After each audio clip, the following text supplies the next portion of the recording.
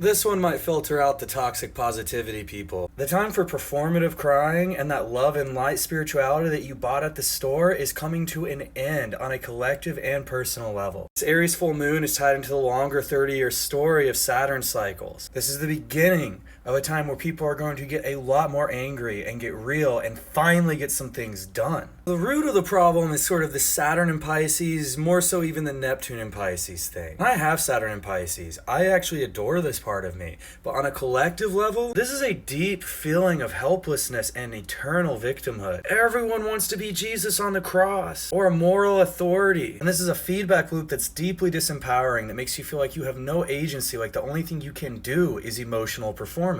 So this now twisted feeling of helplessness often leads to misdirected empathy. It's that animal brain tendency to offer compassion to the most loudest and most powerful figures in any conflict, totally ignoring the quiet suffering of those they've actually impacted and hurt. Performative spirituality that confuses a public display of emotion for actual moral courage. Conveniently, you line up with every single media narrative when you take this stance. I just hope that in your egoless perfection, you don't fall off that high horse while you're telling us all how to feel. Isn't it just sad when someone thinks that they have killed their ego when in fact they've killed their ability to question themselves? But Saturn moving into Aries in February is going to change everything, even this trend. Along with Neptune, the planet of our stories, our collective myths, just the way we even think about reality on an almost subconscious level. Leaving the sign where everyone has to be a saint behind. And I love Pisces, but collectively, this is old. Stop being so dishonest. See, that's what I love about Aries. Aries is a very honest sign, and I'm happy for this Saturn in Aries, this Neptune in Aries transit coming. The Monday's full moon in Aries is like the first gust of this breath of fresh air. It's going to play in events that happen further down the line when Saturn and Neptune enter Aries in February. The moon represents the people, the masses, opposed to fallen sun in Libra. It's like people are really waking up now and getting angry, and it is